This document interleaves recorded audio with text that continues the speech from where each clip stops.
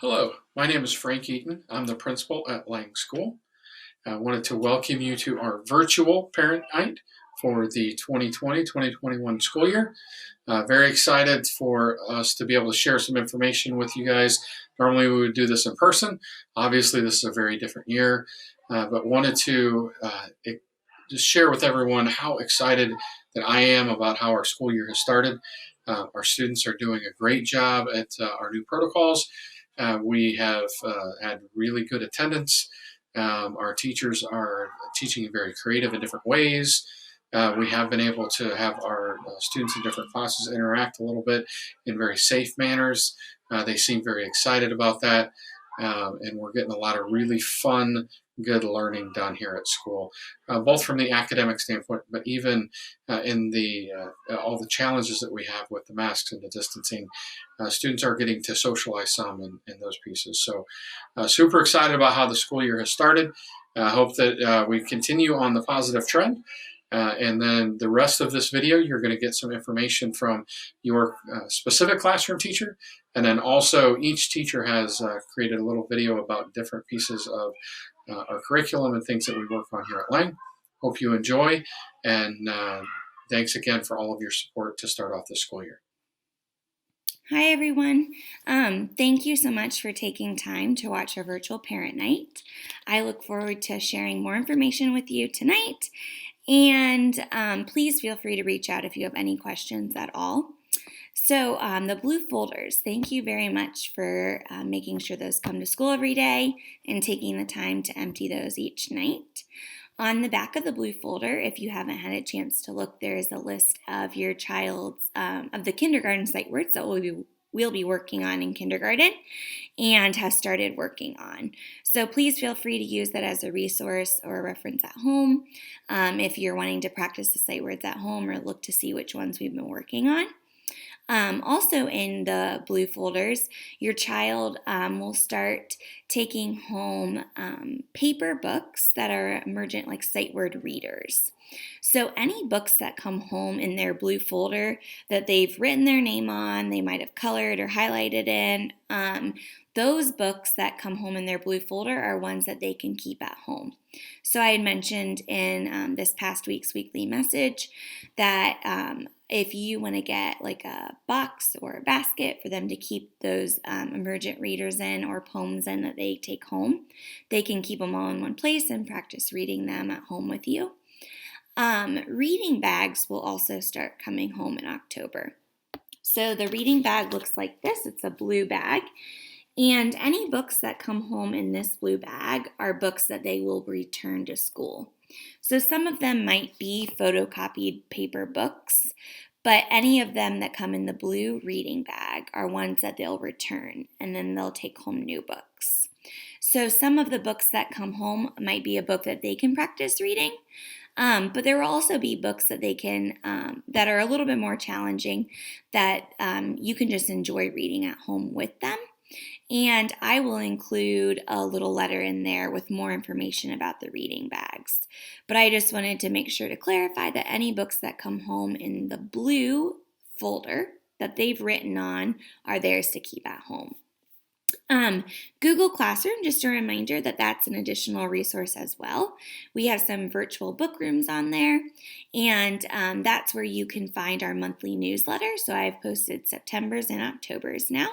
So there are just a couple different resources on there for you as well to use. Class Dojo, I will continue to try to post at least once a week some different pictures of different activities that we're doing in the classroom. I use that just to communicate pictures. So the messaging I don't usually use as frequently, but feel free to email me anytime with any concerns or comments or questions, and I will definitely get your emails. I will also use email to reach you directly or even send some reminders. And then you also should have been getting a weekly message from me. The message just comes to your email inbox as an email. But every week you'll get a little weekly update with some highlights from the week about things that we've been learning or talking about and some reminders. So if you have not been getting a weekly message, please let me know and I can make sure that your email is on the list. So monthly newsletters will be in the Google Classroom, and then I'll use Class Dojo to communicate pictures. And you should have been getting a weekly message from me with weekly updates. For classroom management, I base my classroom management on Love and Logic. So Love and Logic, it really has a strong foundation of building relationships with the children, and also addressing any situations that may happen, first with calmness and empathy. So anything that comes up in the classroom is first addressed with empathy, and then there's a logical consequence. And this might be a natural consequence. It might be practicing a positive behavior, or even a delayed consequence that might take place the following day or a few days later. So things that come up in the classroom, I will not email every time about making mistakes and learning from those mistakes, and is part of kindergarten and is very natural and a part of growing up. So if I have any concerns at all, I will definitely reach out to you. But please feel free to do the same. If you have any questions or concerns that come up, please let me know.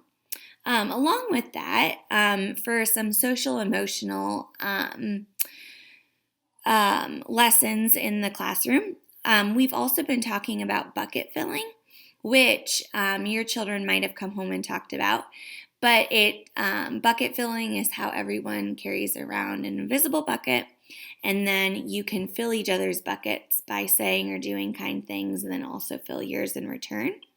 I also have started introducing the zones of regulation. So the zones of regulation helps teach self-regulation and helps the students categorize their feelings and emotions and different states of alertness into 4 different colored zones. So there's the blue zone, the green zone, the yellow zone, and the red zone.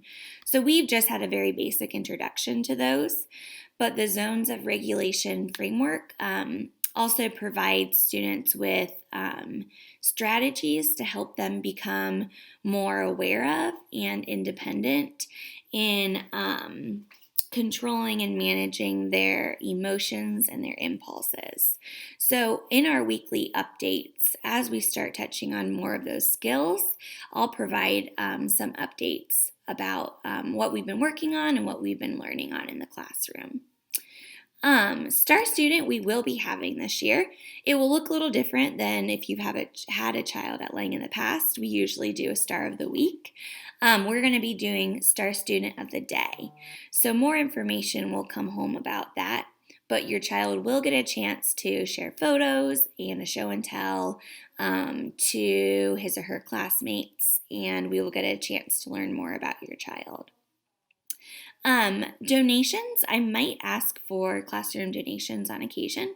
We are not in need of anything for our classroom right now, but if we're in need of different things like Play-Doh or materials for a certain activity, I might reach out on occasion to ask for classroom donations. Please do not feel obligated to donate any of the things. Just if you're willing and able, that would be great, and I might do that on occasion.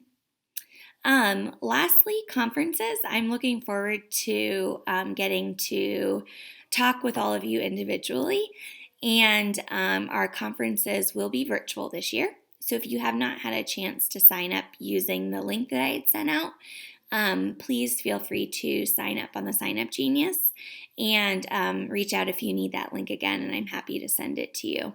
But I look forward to touching base with all of you and getting to meet with you one-on-one.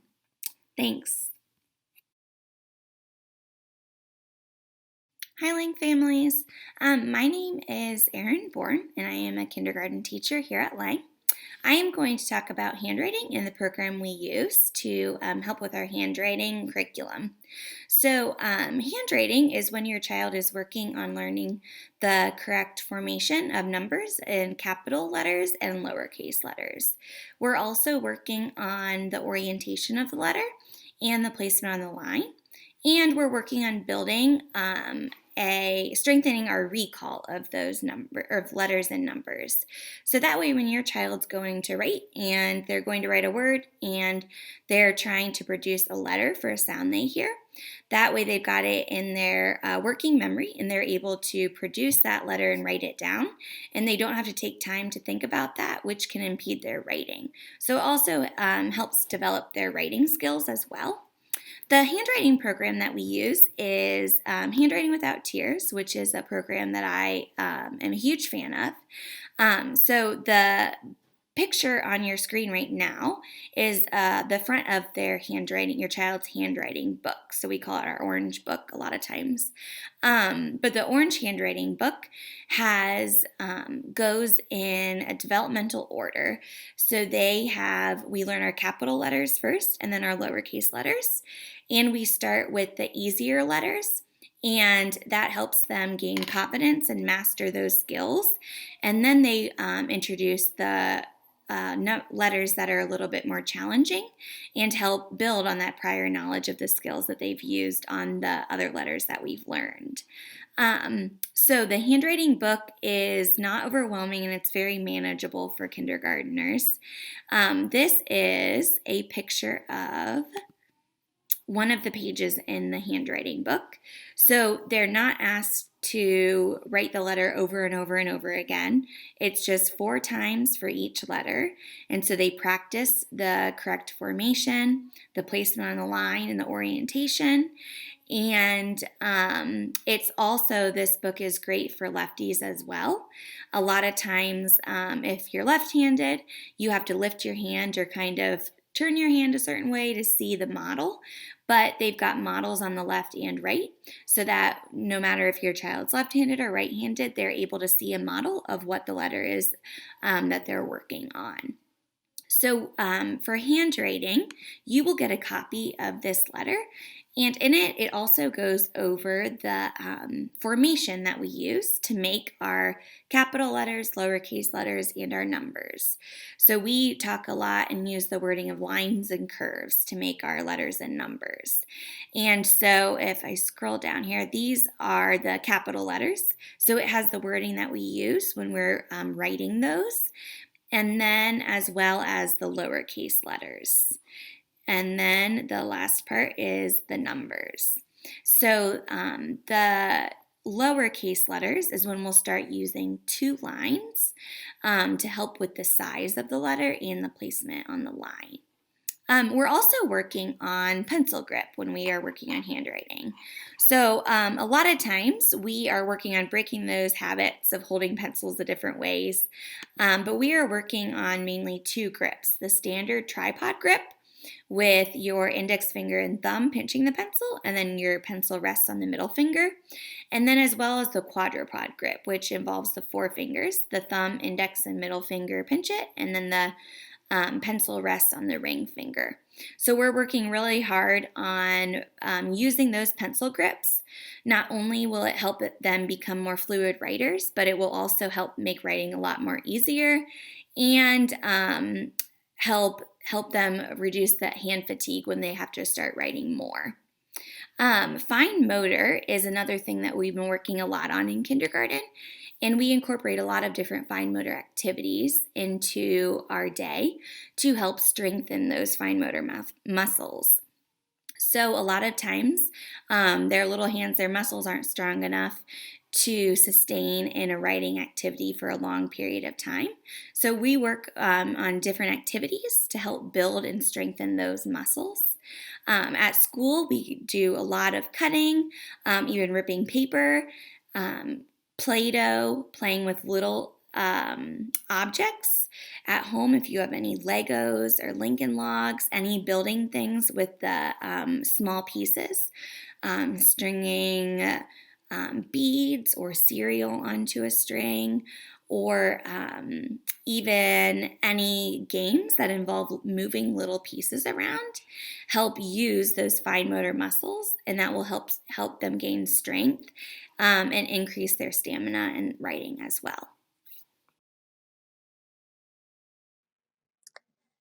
Hello, Lang families. My name is Erica Davis, and I'm one of the teachers here at Lang.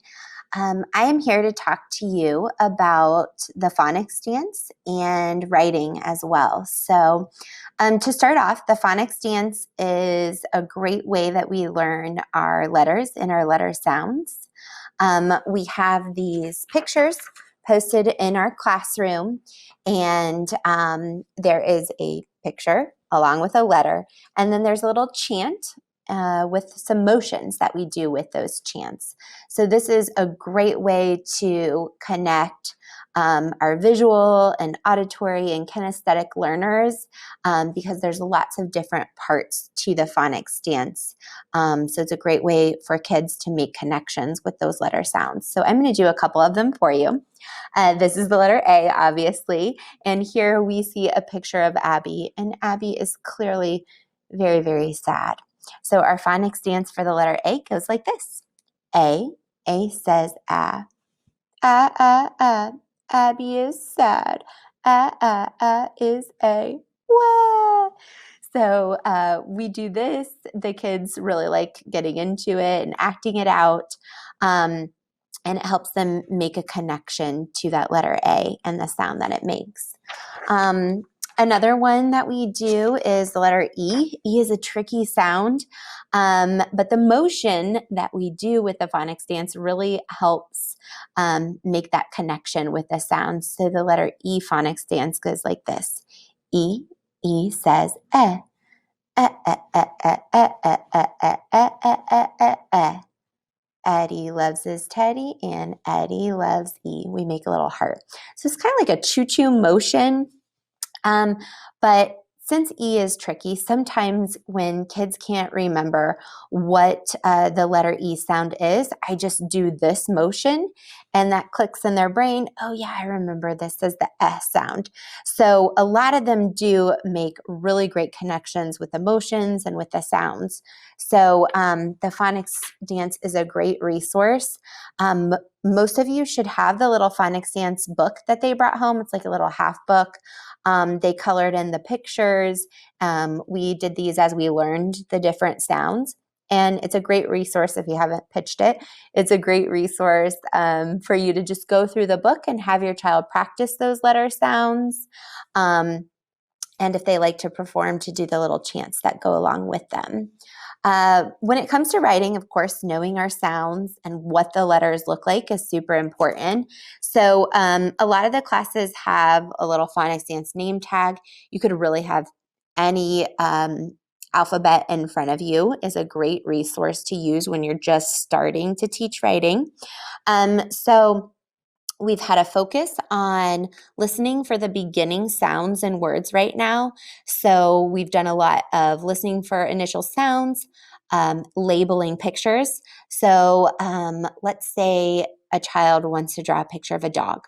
So listening for that first sound, d, d.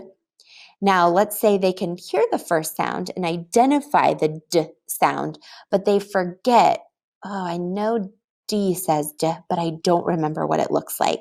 So using an alphabet to go through, most of the kids come knowing how to say their ABCs.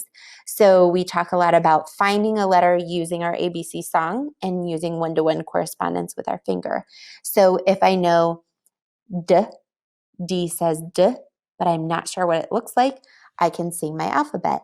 A, B, C, D. I found the D here. So they could write down the letter using an alphabet resource. So we start with writing very simply, listening for the sounds and words. If they are ready, they might be ready to write the initial and the final sound. So if we're still working on that word dog, we would break out the sound d, og. And if they hear the d and the g at the end, that's an awesome thing. The vowel sounds typically come a little bit later, but of course, eventually we want them to be writing all of those sounds that they hear.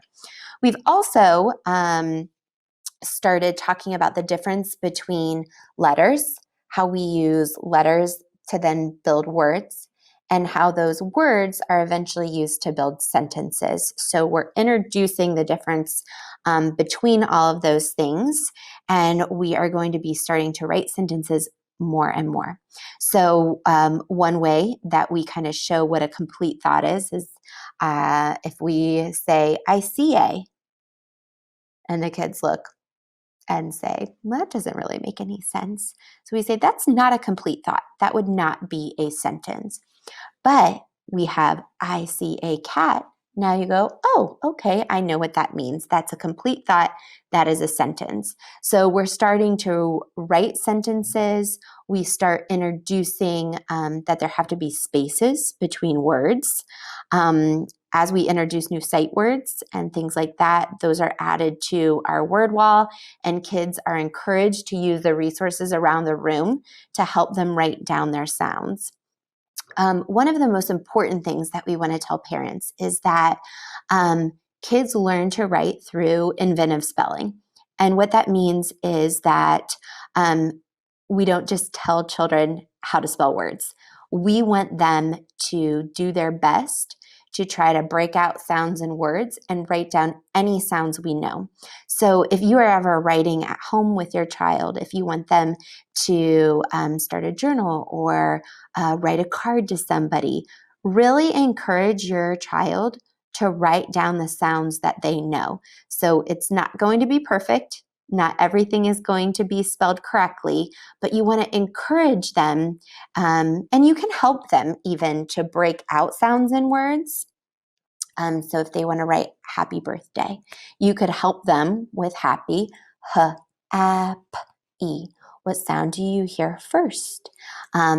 You can have an alphabet in front of them so they can use that as a resource if they're not sure what those letters look like yet, to write them down. But we want to encourage parents to try not to just tell children how to spell words. So we really want to see them try their best, and that's how they gain confidence too. So if you ever have any questions about the phonics dance or the writing process, please reach out to your teacher.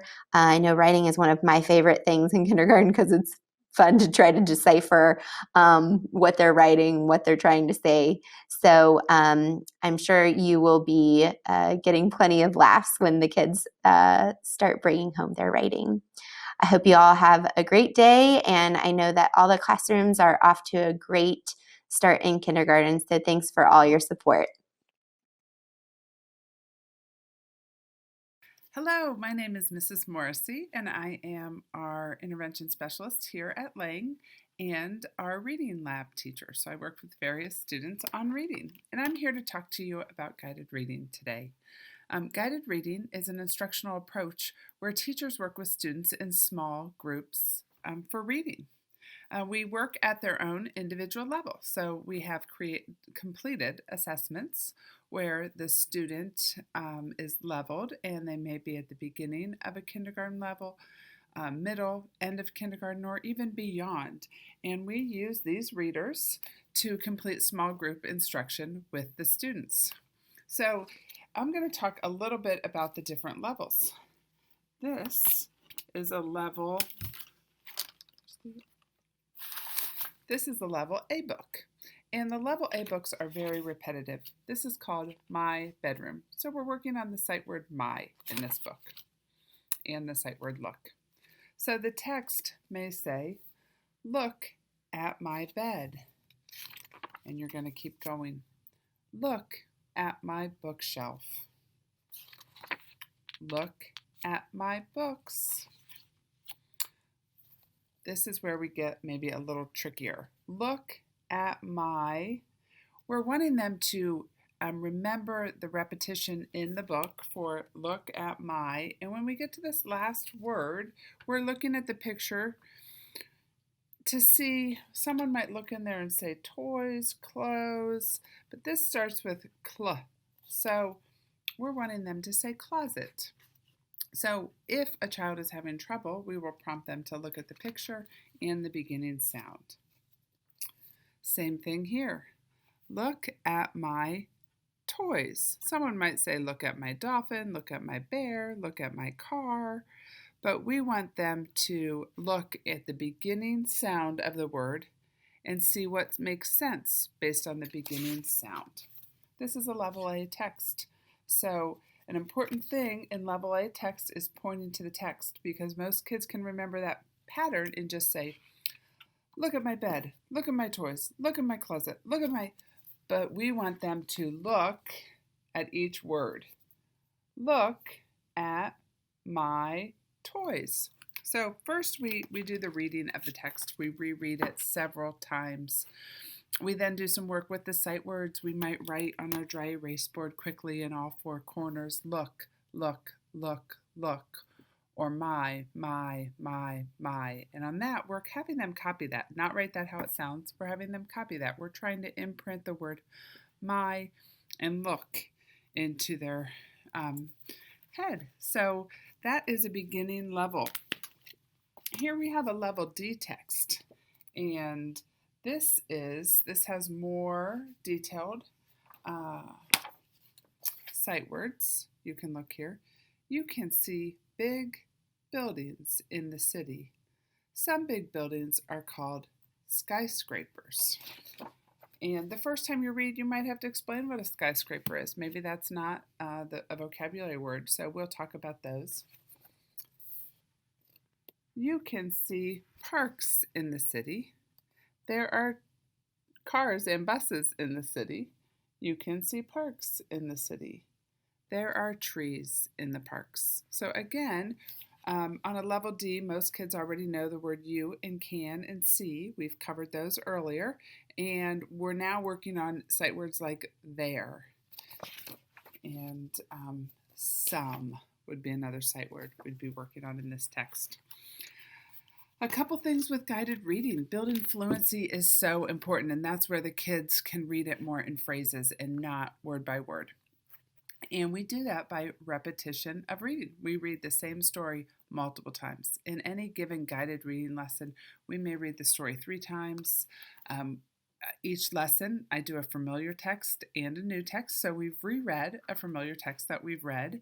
And then often you'll see these books sent home to you to reread as well. That's one of the best things for fluency and also for comprehension.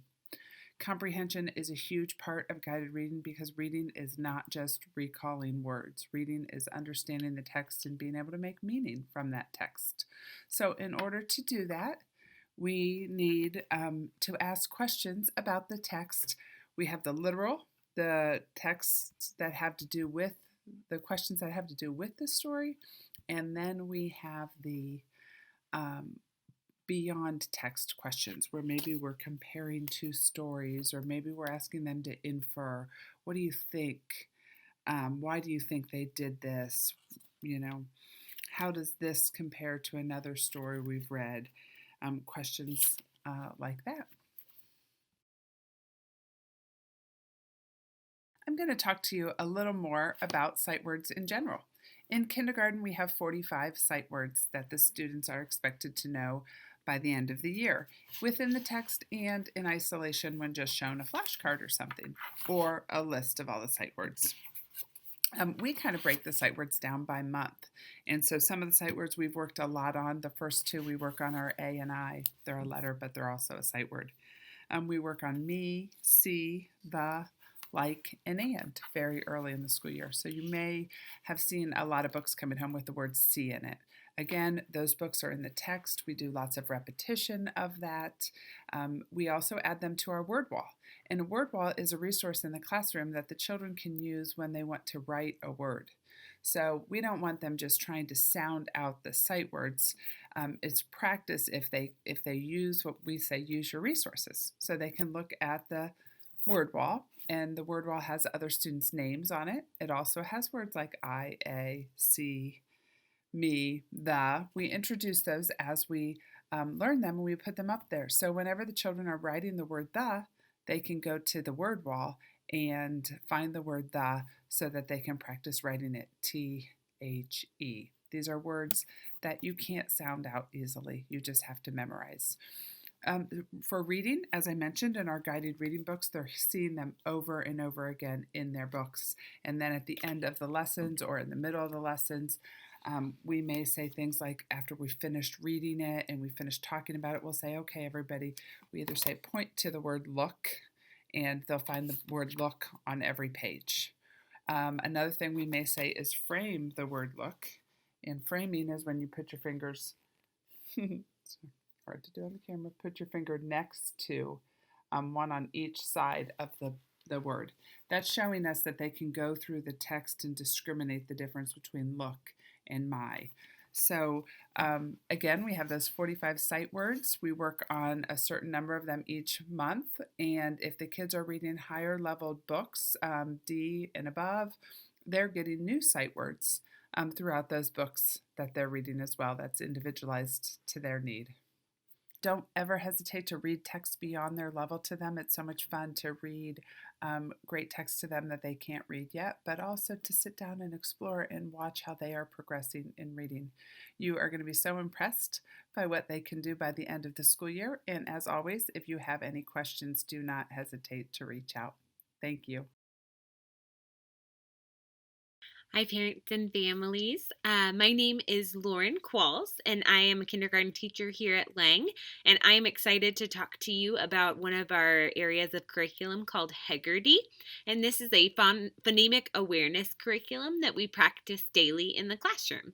So I'll tell you just a little bit about the overview of Hegerty.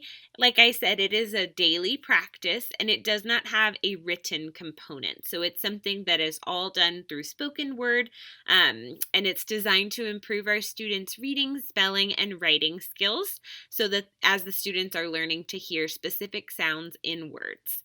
My experience, I have used this program for several years and I am definitely thrilled with the progress that it has helped my students make.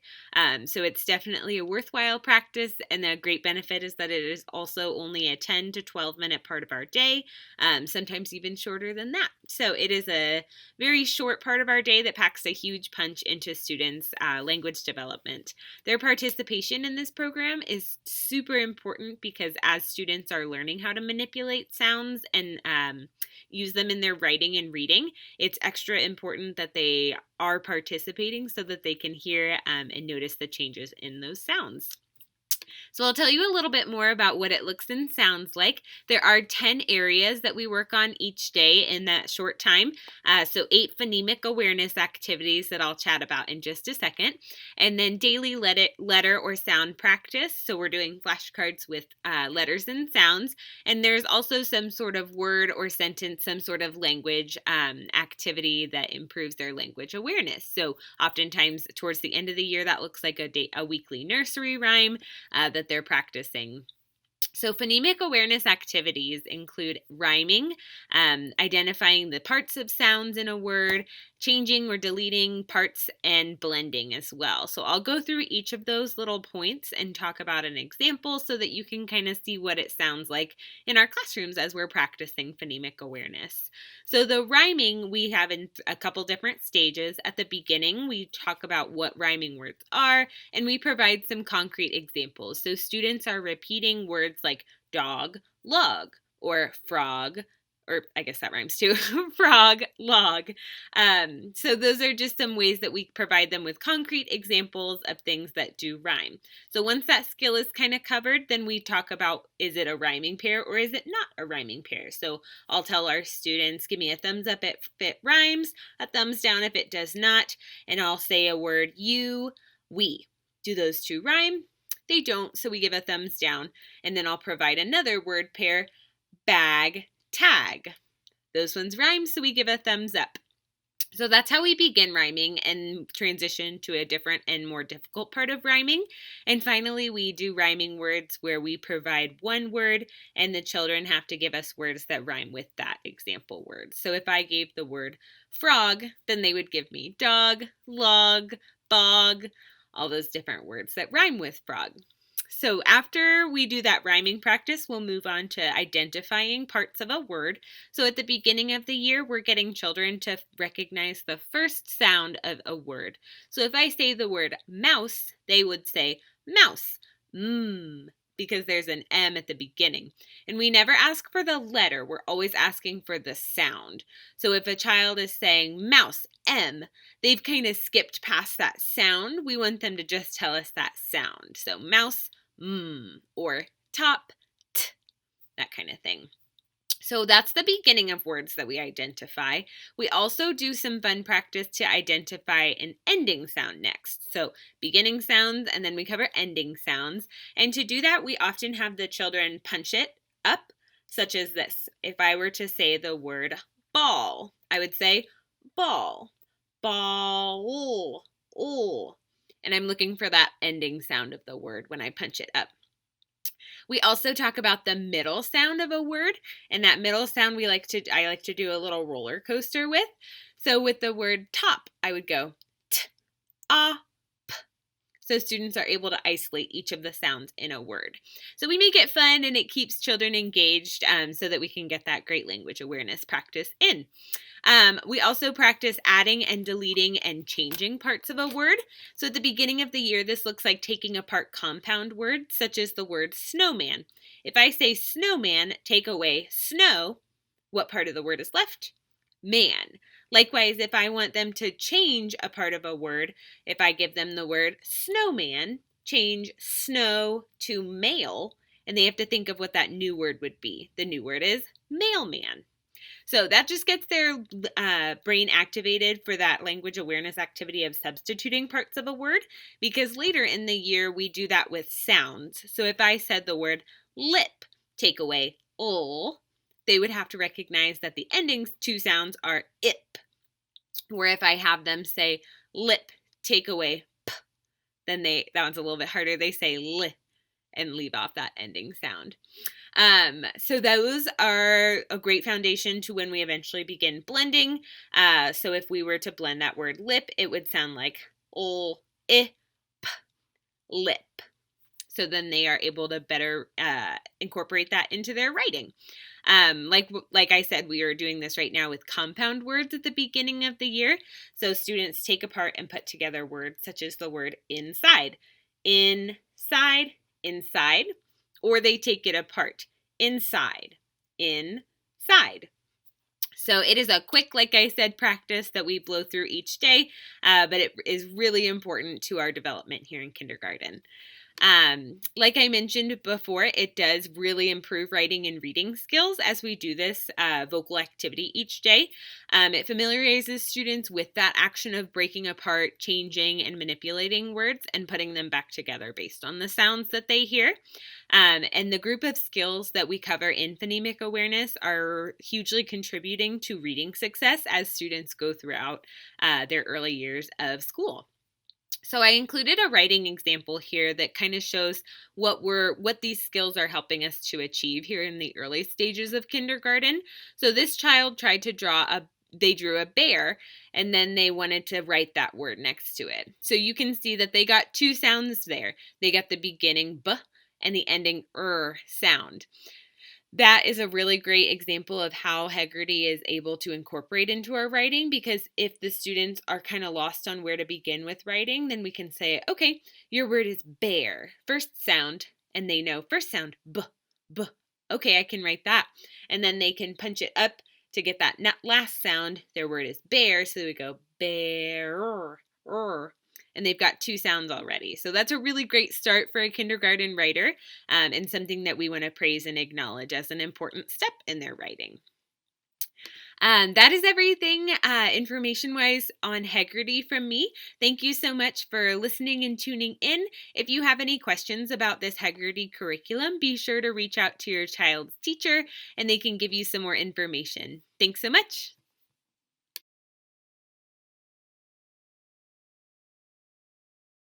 My name is Jane Lynch, and I'm one of the kindergarten teachers at Lang School. This evening, I'm going to talk with you about math and math in kindergarten. I'm excited to get to talk about this. Math has always been my very favorite subject, so it's exciting I get to talk to you about it. In kindergarten and math, we cover many different strands of mathematics, and we will be counting by ones and by tens to 100. We'll be looking at sets of objects and comparing them using vocabulary such as more, less, greater than, less than, least, the same, equal to, all those different kinds of vocabulary words.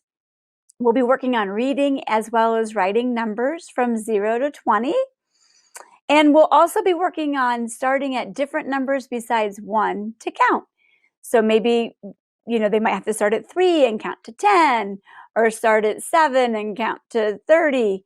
So with that, showing the children that you don't always have to start at 1 to count. You can start anywhere in numbers and you can continue to count.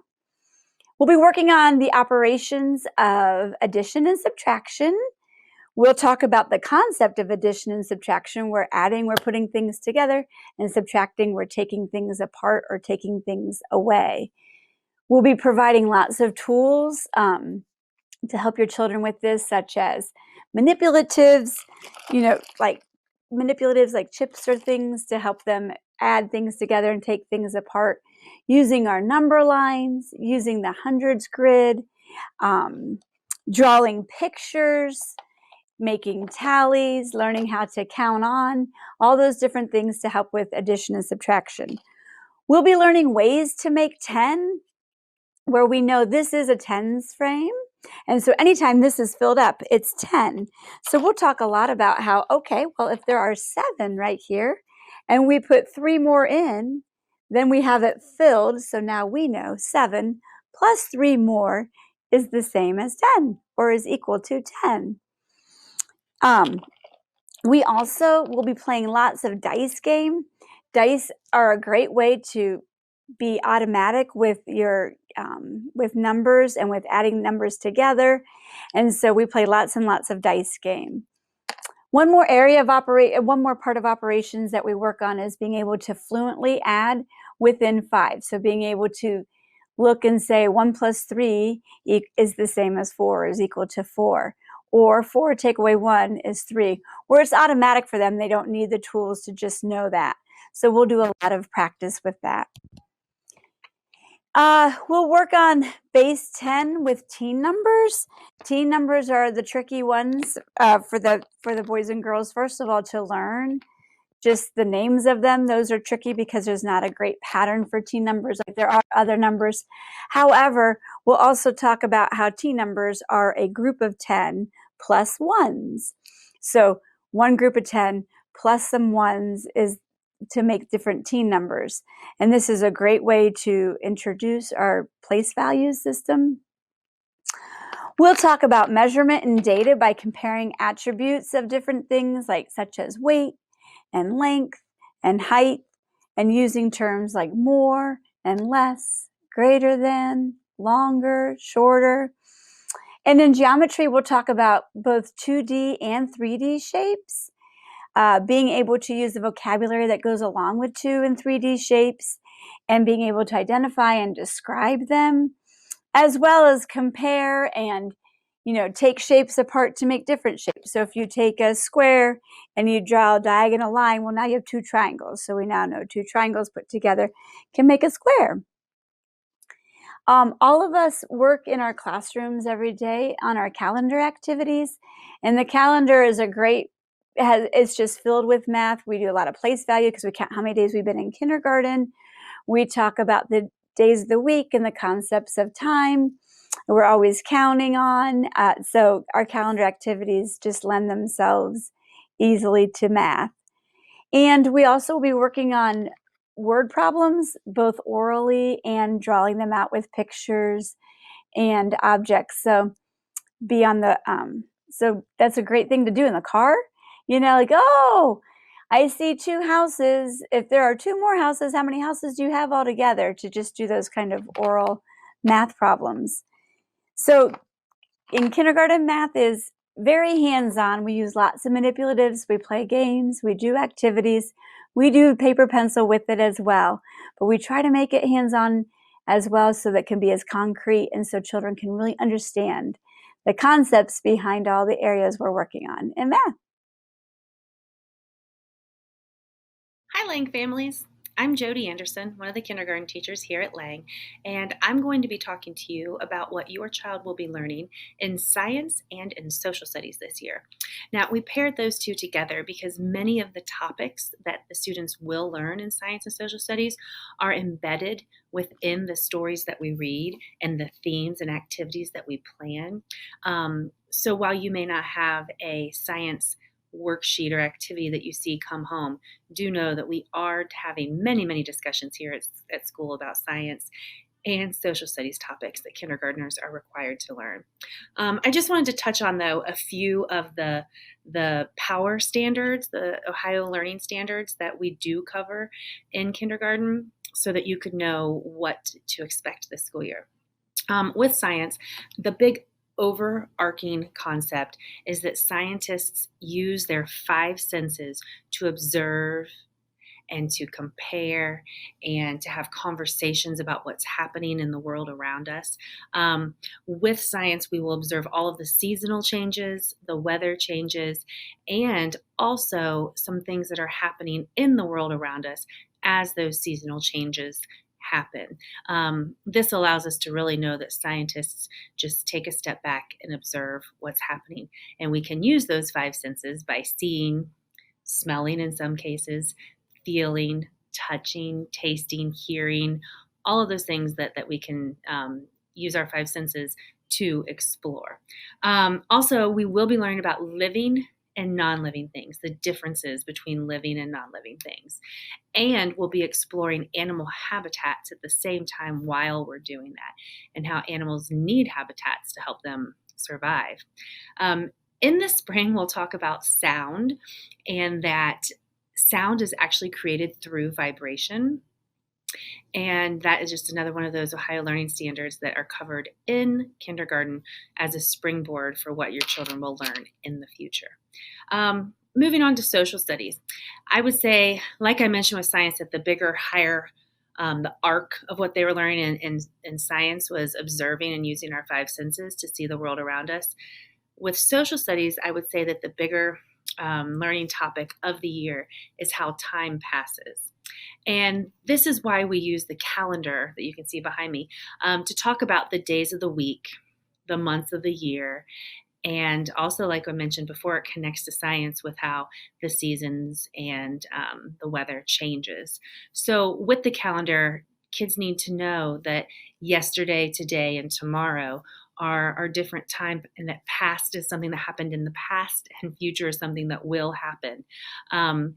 As we talk about the calendar, we also will explore different traditions and customs as we see the holidays that pop up on our calendar. We use those holidays as ways to discuss what our families do at our homes for traditions, because every family has their own customs and their own traditions. And the children will be able to share what their families do at home as each holiday approaches on the calendar. Another thing we do with social studies is we learn about American symbols that we should recognize as Americans. For example, a simple one is the American flag. We want to be sure that all kindergartners in Ohio recognize some major American symbols like the American flag, the Pledge of Allegiance, the national anthem. Now, they don't need to be able to sing the national anthem, but we want them to recognize these things as symbols of America. Another thing that we'll do towards the end of the school year is learn about maps.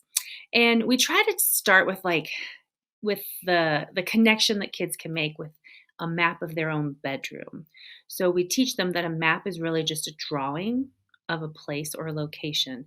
And by starting out with something that makes sense to them, we then can go a little bit larger and dig a little deeper with showing them the map of the United States and doing some enrichment with some things that some kids may not be ready to learn, but while others are ready to learn, it's fun to look at that map of the United States and try to find states that you might recognize. One other thing that happens in social studies, but again, it happens throughout the school year in our discussions, is where we just talk about social interactions and appropriate social interactions. So all of the teachers here at Lang try to teach respect and kindness and acceptance in everything that we do and everything that we expect the children, we expect the children to treat their friends with respect and kindness and acceptance. But again, that just is embedded within what we do each day. So hopefully you will enjoy seeing your young learners make some progress this school year with science and social studies. Thank you for joining us. Hope you have a great year. Thank you for watching our video. We hope that it's been informative and can lead to some positive discussions with your kids at home about school. And one more time, just thank you all for your support in the beginning of the school year. We look forward to continued success throughout the school year.